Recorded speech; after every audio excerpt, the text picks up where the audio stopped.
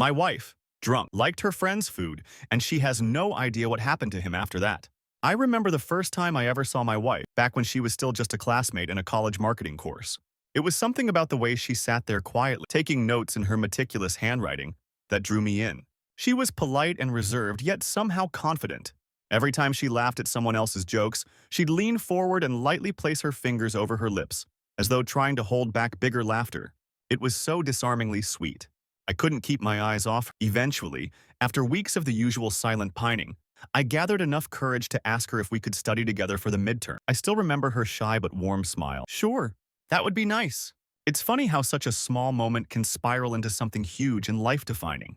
One study session at a tiny cafe on campus turned into two, which turned into hanging out after class, which turned into dinner dates, weekend movie nights, and phone calls until late into the night, talking about everything and nothing. Before I knew it, we were officially together. Sometimes, I replay those early days in my mind to remind myself just how far we've come. We were in our early 20s then, idealistic and certain we would conquer the world together. Fast forward a decade. We have been married for 7 years and together for 10. That's a third of my entire life, spent loving and learning from this wonderful person. We've had our share of ups and downs, late rent payments, career hurdles, the heartbreak of losing a close relative, arguments about finances and future plans. But through it all, the bond we share has typically felt unbreakable. Yet any relationship has its hidden cracks, and I discovered one of ours a couple of years ago. It started out innocently enough with my wife's workplace scenario. She'd mentioned in passing a male coworker who liked to bring in elaborate homemade lunches for the entire department. I didn't think much of it at first. She was always talking about her day, mentioning which coworker had a fight with the boss, which coworker brought in donuts, or which coworker told a hilarious story that had everyone cracking up. But this time, something about how often she spoke of the Greek model coworker, my own internal nickname for him, got under my skin. He had a name, of course, Leonardo, but it always seemed overshadowed by his extraordinary good looks and his obvious culinary talent. My wife would gush, "Oh, he made this spinach ricotta pie that tasted like heaven," or "He spent all night preparing coq au vin for the entire team." Over time, I felt the sting of insecurity like a small, persistent splinter in my chest. I tried to brush it off. After all, my wife wasn't directly comparing me to him. She was simply praising this coworker's cooking skills. But that's the thing about insecurity. It doesn't rely on rational thought. It grows in the darkness, fed by the slightest hint of something that threatens your sense of self-worth. Around that same time, I had begun experimenting in the kitchen. My wife and I were both working full-time, and we often relied on quick, thrown-together dinners, things like pasta with jarred sauce or frozen lasagna. Now, I'm not saying there's anything wrong with store-bought shortcuts, but something in me wanted to step up my game. In the back of my mind, I suppose I wanted my wife to rave about my cooking in the same way she raved about her coworkers. Or maybe I wanted to show that I, too, could create something special and delicious. When I first started cooking for my wife, it didn't all come naturally. Before then, I was only good at the basics: frying eggs, making simple scrambled eggs, grilling chicken breasts, tossing a salad, enough to get by, but nothing that made someone's jaw drop in delight. I decided it was time to experiment with more complex recipes, so I looked up beef stroganoff, homemade lasagna, or hand-rolled sushi. Sometimes I'd follow YouTube tutorials. Other times, I'd rely on half-remembered recipes from my childhood. There were nights when the meal turned out decent, and my wife would always respond with encouraging words. "It's good, maybe a little salt next time, but I love the texture of the noodles," or "I like how you plated it." She was always sweet and supportive, but for some reason, I couldn't get out of my own head. One part of me felt like I was competing with this coworker I'd never even met. Perhaps the turning point was the night of the beef Wellington. I'd spent nearly 2 days psyching myself up. I read recipe after recipe, watched countless tutorial videos. I knew it was a notoriously difficult dish, but that only made me more determined to wow my wife. I had the grocery list, the puff pastry at the ready, fresh herbs, a beautiful cut of beef tenderloin. I must have rechecked the temperature settings on the oven 5 times before sliding everything inside. That night, my wife and I were sharing a bottle of wine in the kitchen as I cooked. She had been in a jovial, slightly tipsy mood after a stressful week at work. I thought it was going to be a lovely evening, me surprising her with a fine dining meal at home, maybe followed by a little music or dancing in the living room. But something went wrong in the oven. The beef ended up slightly overcooked, the puff pastry soggy on the bottom. Even the mushroom duxelles turned out watery. When I sliced into it, the inside looked like a gray blob and pastry dough that wasn't fully crisp. Defeated, I slumped my shoulders and tried to mask the overwhelming disappointment I felt. My wife, who was already a glass or two of wine in, took one look and burst into laughter. Not cruel laughter, more like the unstoppable giggles that come from too much alcohol and the comedic timing of a culinary flop. I laughed too, but only half-heartedly. Inside, every ounce of me was screaming that I'd failed to produce something worthy, that this meal would never measure up to the Greek model co-workers' triumphant dishes. Then came the moment that truly cut me to the core. Mid-laughter, still holding onto her wine glass, my wife blurted out, "You know, I wish Leonardo could cook for me every day. That'd be amazing." You have to picture the mood. We were both a bit drunk, but that sentence rang out with a certain clarity, as though someone had rung a bell across a silent cathedral. My wife's laughter died instantly. She realized what she said, but the words were already out there, lingering between us. In that drunken moment, I wasn't fully grasping the weight of it, but I did feel a stab in my heart. She quickly apologized, stammering something about how it was just a joke or that she didn't really mean it. I shrugged it off, telling her it was fine. Maybe on some level I wanted to believe it was no big deal. We went to bed, both a little uneasy, yet too tipsy to really unpack the damage of what she'd said. The next morning, I woke up to a throbbing headache, but the bigger pain was the memory of her words. "I wish Leonardo could cook for me every day." The phrase rattled inside my brain. It's hard to describe the exact flavor of that hurt. Part of me felt insecure. Did she see me as a subpar partner because of my cooking skills? Another part felt jealous. Was she actually attracted to him beyond just his cooking? A swirl of worry, fear, shame, and anger pooled in my chest. My wife woke up soon after, face already contorted with regret. I could tell from her trembling lip and downcast eyes that she knew she had messed up. She apologized again, more soberly this time, more sincerely. She told me over and over that it was a stupid, drunken comment. She insisted she never wanted to actually be with him, and that she loved me wholeheartedly. I remember nodding at her words, but with every sorry that tumbled from her mouth, I felt a strange numbness, as though I was disconnecting from the scenario in real time. It took me the entire day of mulling it over before I said to her, "Look, I'm not mad. I accept your apology. Let's not make a big deal about it anymore." She visibly relaxed, maybe hopeful that we could go back to normal. But that's when I added, in the same breath, "I'm never cooking for you again." She blinked, stunned. "What? Why?" Her voice quivered as she asked that. She looked close to tears, her eyes shining with genuine remorse and fear. "It's just, I can't. It brings me back to that feeling. Maybe I'm insecure, but it is what it is. I feel deflated every time I think about cooking for you. I don't want that feeling." She apologized again, pleading that she never meant to make me feel that way. But I had shut down. It was like a protective shield for my wounded pride. On the surface, I told her, "It's all in the past, let's just move on." Inside, I was nursing a pain that refused to go away. Over time, she stopped arguing. We carried on with our lives, letting that memory slip into the background, but never truly addressing it again. In the following months, our relationship found its usual rhythm for the most part. We still went out for date nights. We still cuddled on the couch while watching our favorite Netflix series. We still called each other silly nicknames that only made sense to us. Over and over, we showed up for each other in life's daily challenges.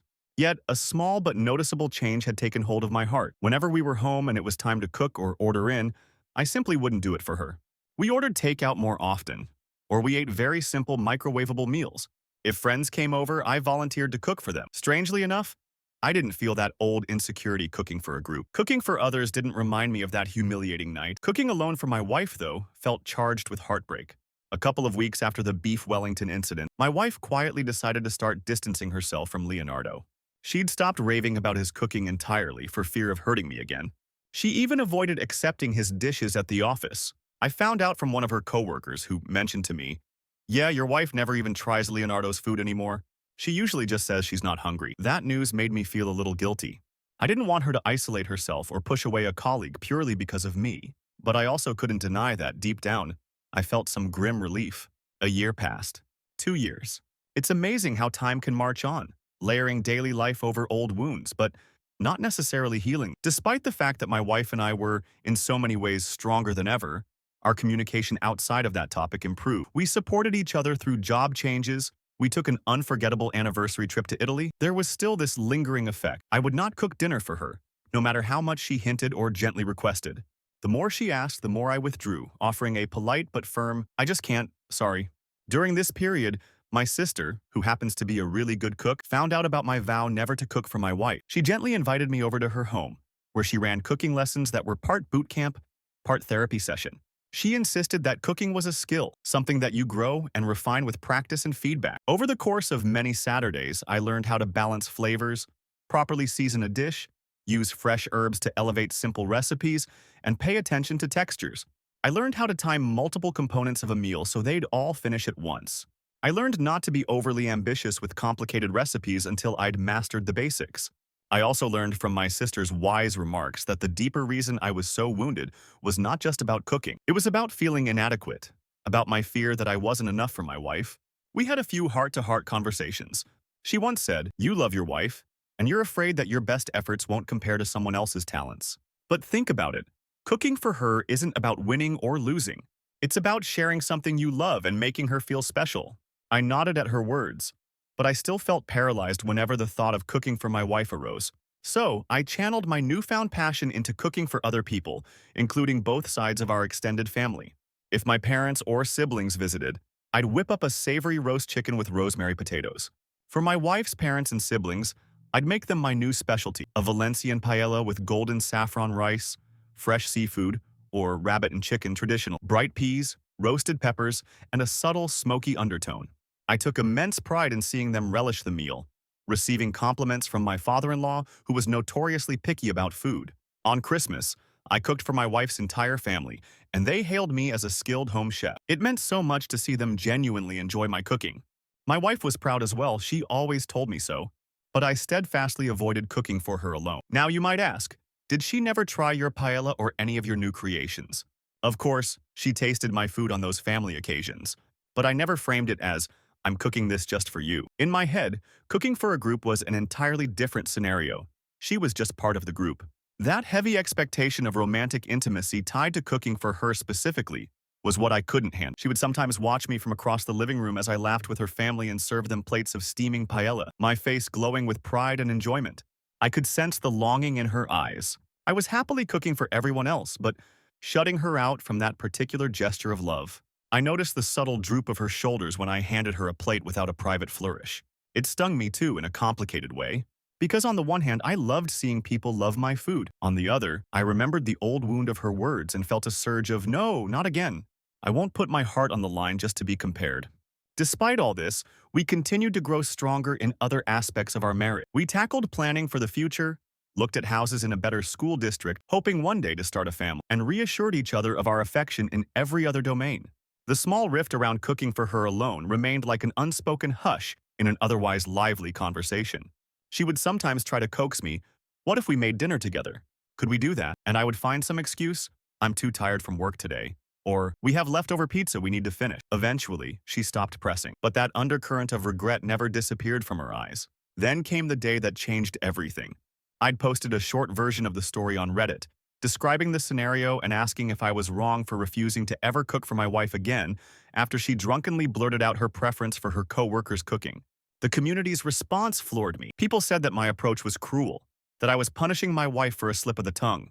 They acknowledged my hurt and insecurity, but they also told me that withholding an act of love, cooking for her, was no way to heal. One comment in particular stuck with me. "You can't claim everything is forgiven if you're still punishing her 2 years later. You're basically teaching her that her one drunken mistake is bigger than your love for her." Another said, "You're holding on to resentment, and that's going to poison your relationship in the long run." I read them all, feeling a mixture of defensiveness and shame. It wasn't my intention to be cruel. I genuinely believed that I was protecting my mental health. But yes, in effect, I was punishing her. I was withholding a gesture of care from my partner, all because of one comment that she had repeatedly apologized for. My sister had told me something similar many times, but seeing that same sentiment echoed by hundreds of strangers made it impossible to ignore. I reflected on how I'd feel if the roles were reversed. It wasn't a comforting image. That night, I tossed and turned in bed. My wife, lying next to me, was still awake, scrolling on her phone. Usually we'd cuddle up or talk about the day, but there was a stillness, a subtle tension. I couldn't let it pass. Summoning courage, I rolled over and said quietly, "Hey, I posted about our situation online." She turned to me, surprised. Oh, a million emotions flickered across her face. Curiosity, apprehension, embarrassment. I just wanted to see if people thought I was wrong. And they do. They said I was being cruel. She stayed silent for a moment, waiting for me to continue. Her eyes were gentle, as though she was worried I might lash out but also relieved I was bringing this up. "I didn't realize that by refusing to cook for you, I was basically punishing you long-term for something you've apologized for. It was never about hurting. It was about my own insecurities, but I guess that doesn't matter if the result is the same." She nodded slowly, tears brimming. In a choked whisper, she said, I never want you to feel inadequate or compared. I'm sorry that you got hurt so deep. If I could take back what I said, I would. Something in me softened further, the old bitterness loosening its grip.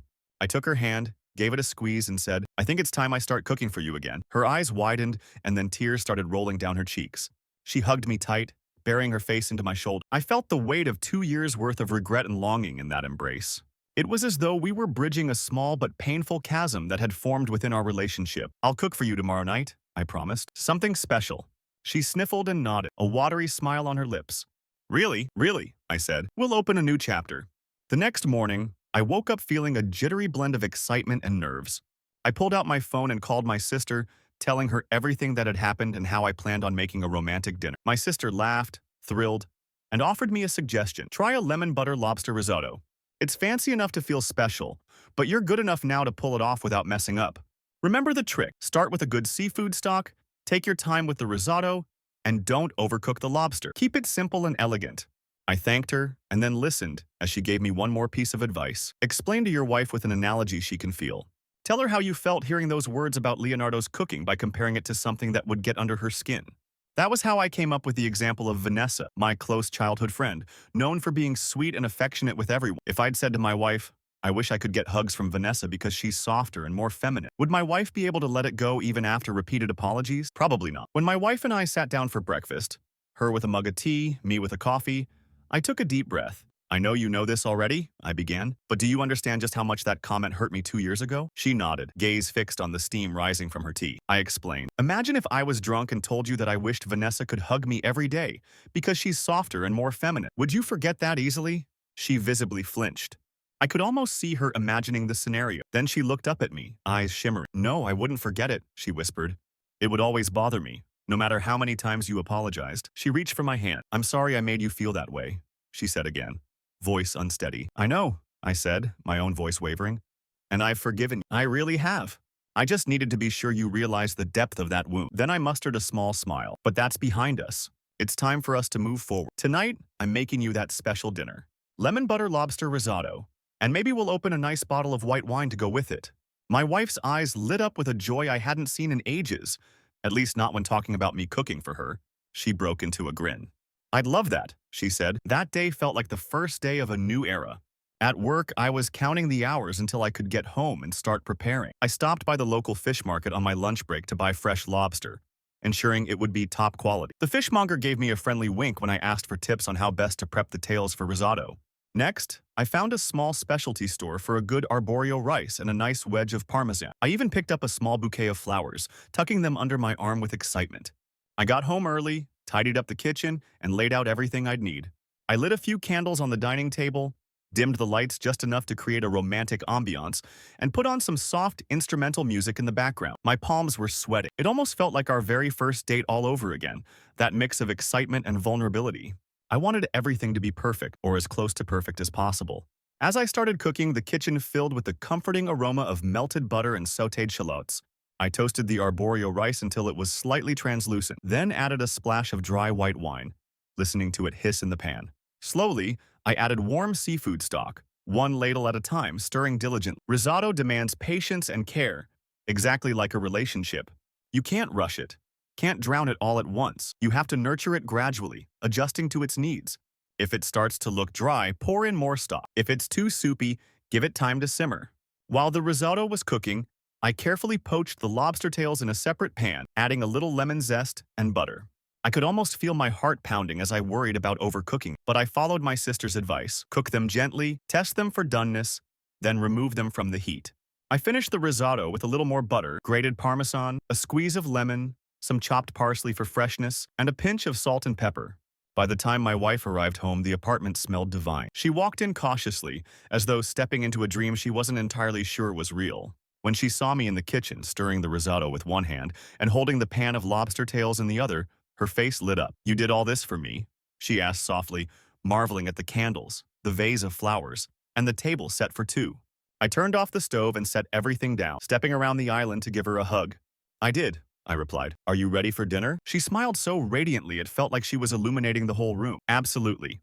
We sat down, and I ladled risotto onto her plate, placing a lobster tail on top, drizzling a bit of lemon butter sauce. I served myself the same and then opened the bottle of chilled white wine. We clinked glasses. There was a moment where we simply gazed at each other, both of us a little overwhelmed by how significant this small, everyday act had become after so long. "Thank you," she whispered. "I know how big this is for you, and I promise, I won't say anything stupid about other people's cooking again." There was a twinkle in her eye, a playful nod to the memory that used to cause us both so much pain. I inhaled deeply, trying to steady my racing pulse. "I appreciate that," I said, feeling a gentle wave of relief. Then, we each took our first bite of the lobster risotto. My eyes were on her, anticipating her reaction. The delicate texture of the lobster, the creaminess of the risotto, the tanginess of the lemon. It all came together in that single moment. My wife's eyes widened, and she let out a soft moan of delight. "Oh my God," she murmured, pressing her hand to her mouth. "This is incredible." I released a breath I didn't realize I'd been holding. A laugh bubbled out of me. Part joy, part tension relief. "Really?" She nodded enthusiastically, taking another forkful. "I'm not just saying that. This is delicious. Like restaurant quality. Where did you learn how to do this?"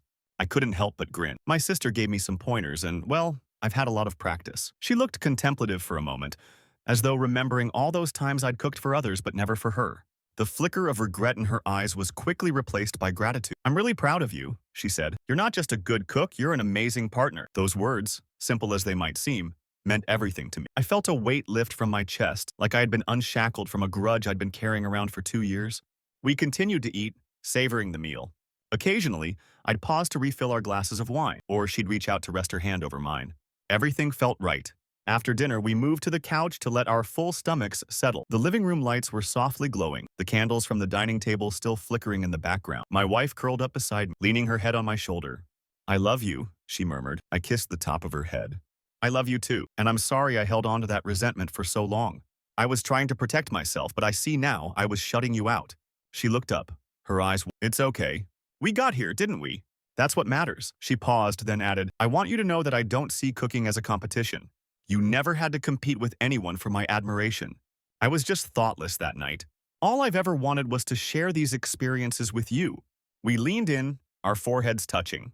In that moment, I felt a surge of contentment and relief. Our relationship felt renewed, like we'd turned a fresh page in a beloved book. The days and weeks that followed were full of small but meaningful gestures that reaffirmed this new stage. Sometimes she'd come home and casually mention, "Honey, do you feel like making that chicken piccata again? It was so good." And I'd laugh, telling her I'd make it the weekend if she'd pick up the chicken breasts from the store. Other times, I'd surprise her with a dessert, like homemade panna cotta, or whip up a quick pesto pasta after she'd had a stressful day. Slowly, the act of cooking for her ceased to be a painful reminder and became a genuine expression of love. At the same time, she started cooking more with me, both of us side by side in the kitchen, trying new recipes. She taught me a few of her family's homemade dishes, like her grandmother's secret recipe for marinated pork chops, while I taught her tips I'd picked up from my sister. There was laughter when we messed up and quiet pride when we succeeded.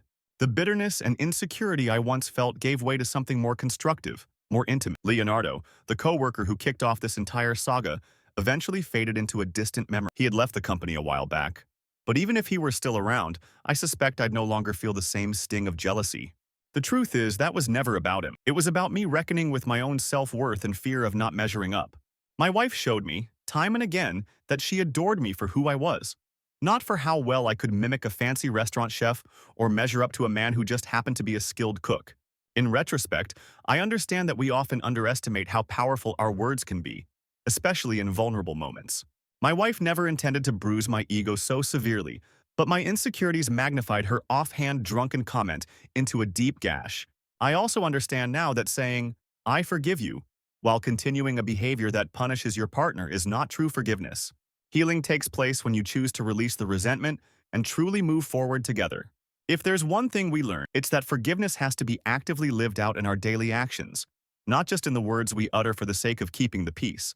And so, our story draws to its logical conclusion, though it's perhaps more of a new beginning. That night of lemon butter lobster risotto was a turning point.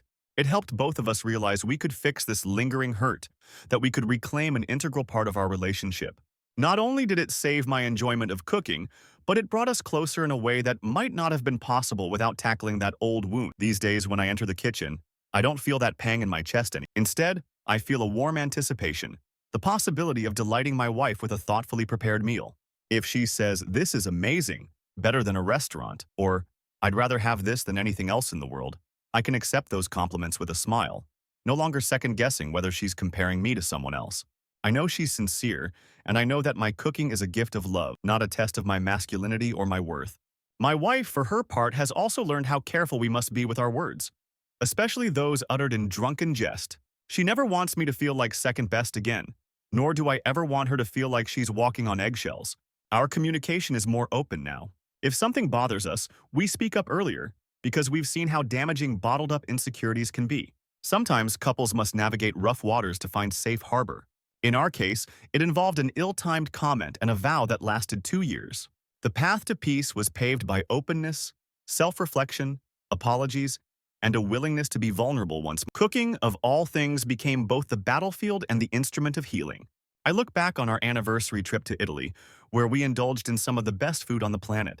I recall one particular evening in a cozy Venetian trattoria, where we shared a plate of risotto al nero di seppia, risotto with cuttlefish ink.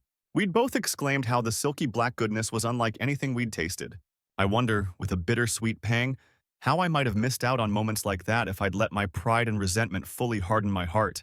But that's the beauty of second chances. Life is generous if only we're willing to meet it halfway. Now, thinking of how far we've come, I can say with genuine gratitude, my wife and I are stronger together. We have a deeper appreciation for each other's vulnerabilities and a renewed resolve to handle each other's hearts with care. And as simple as it may sound, the next time she wants something special, whether it's a 4-course meal or a quick Tuesday night stir-fry, I'm delighted to do it for her. Not because I have something to prove, but because it fills me with joy to see her happy, nourished, and loved. Indeed, we're starting a new chapter, one where we leave that insecure, bitter period behind, replacing it with open communication, shared laughter in the kitchen, and plates heaped with food prepared not just from recipes but from the heart. If someone were to ask me now, "Are you wrong?" I'd say, I was wrong to hold on to that bitterness for so long, but I'm right in making the choice to let it go. I choose love. I choose forgiveness. And I choose to cook, with all my heart, for the woman who means more to me than any passing moment of jealousy or insecurity ever could.